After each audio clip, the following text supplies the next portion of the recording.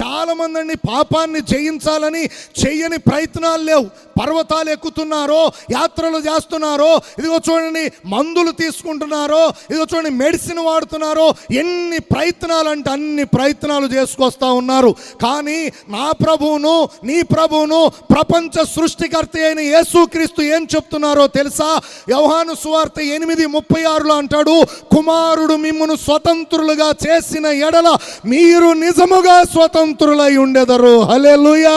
యేసుక్రీస్తు వద్దకు వచ్చినట్లయితే పాపిని పరిశుద్ధునిగా చేయగలడు, పాప కట్లను తెంచగలడు, దుష్టత్వములో నుంచి విడిపించగలడు, పాప బానిసత్వములో నుండి పరిశుద్ధమైన జీవితములోనికి యేసుక్రీస్తు ప్రభు నడిపించుటకు సమర్థుడై ఉన్నాడు. ప్రియులారా, ఈ రాత్రి మీతో వాక్యాన్ని పంచుతున్నటువంటి నేనును ఒకప్పుడు ఘోరమైన పాపిని.